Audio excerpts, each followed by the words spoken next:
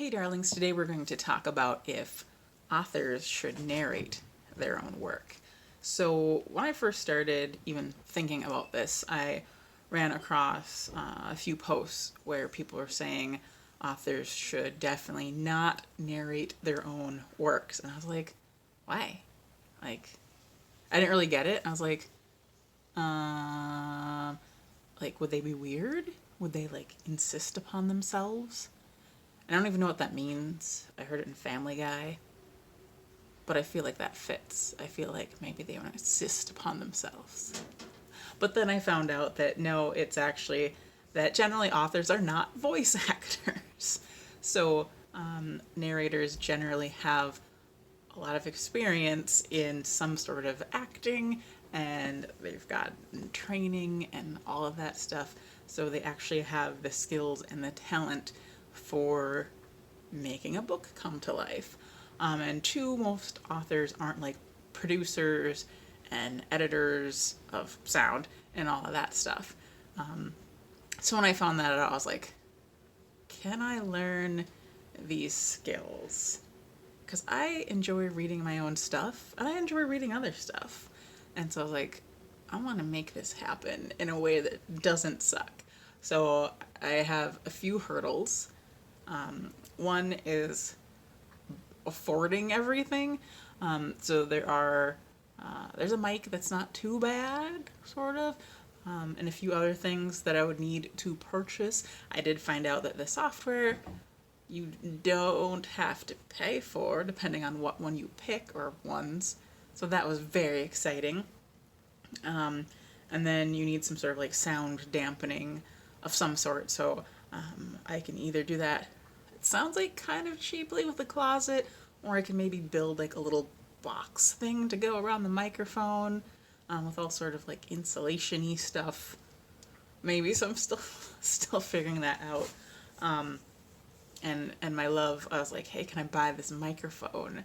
And he's like, make sure you can do the editing stuff and that you don't hate it before spending money on something, which is very valid because there's been times I'm like, I want to do this thing, and then I spend money and I'm like, I don't like this thing as much as I thought I would. So I wanted to make sure, we both wanted to make sure that didn't happen. So I borrowed a good quality mic from a friend and downloaded the software and watched a lot of videos about how to use it, and it all went over my head. But there's one lady who had an amazing tutorial series from start to finish, basically, for how to record an audiobook, and it's amazing, and hopefully I will remember to link that in the description below. But yeah, so I had her YouTube video on part of my screen, and then the software is called Audacity under it, and I'm step by step following along with what she's doing and then messing it up or missing something and going back many times. But the cool thing is that I did figure it out for the most part. So I recorded a chapter, my first chapter of my first book, and it was okay. And obviously, not anywhere near production quality because I didn't have sound dampening. I was on a squeaky chair. You could probably hear some clicks and types and scrolls and different things. So obviously I would need to get all the things I would need, but I was able to go in and edit the mistakes out, and that was so exciting because it was not as hard as I thought it would be. I had to really think about it hard though, because it's just so over my head, but I did it. So that's really exciting. So yeah, number one obstacle is getting the mic. I'm still trying to figure out if I can find it on sale somewhere or find one that's used, and getting the other things, getting the sound dampening box. But I already have the software and my computer's relatively quiet, so I don't have to get a new computer. And then there's the skill, the actual reading part that I need to make sure I can do well enough. Because one thing that I think about are voices. So my main characters, like I have their voices set in my head. I know what they sound like and I'm pretty consistent with them, but it's all the side characters.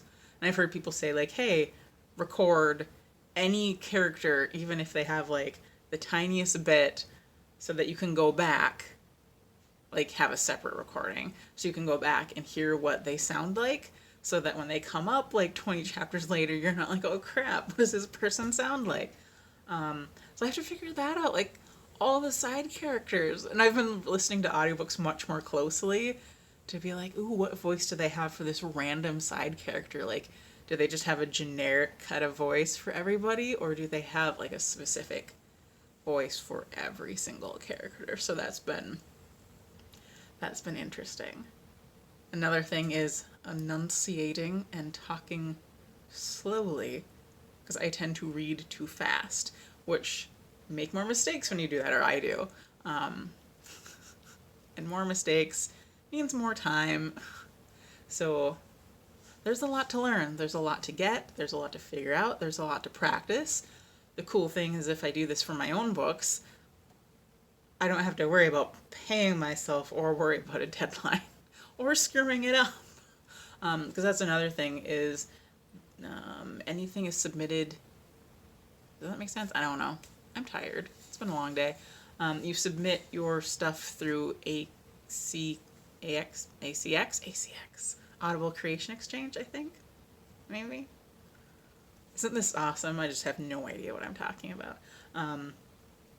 But they take authors and narrators and they marry them together so they can make audiobook babies for Audible. And they have a ton of resources, which is cool. They are also very stringent, which is good. I mean, you want them to only accept high quality stuff, but it means you have to be so detailed and make sure your stuff is really top-notch, high quality. So that's intimidating. But your girl's gonna figure it out. It's gonna be hard and scary, but super exciting. And then once I get my first 2 audiobooks done, I don't know if my 3rd book will be done by then. I don't know how I'm going to figure out what I'm going to be working on, like the narrating or writing or whatever. But anyway, at least my first 2 books I'll get done, and then maybe put in some auditions for other people's books. Because that would be so cool. And it'd be fun to be able to do it from like knowing the writer's side of things too. So wish me luck. I'm excited, I am scared, but I'm going after it. So yeah. So did I answer my question? Should authors narrate their own books? I think if you put the work into it. If you make sure that you're, cultivating the skills and you research, I bet you could. I don't know, we'll see.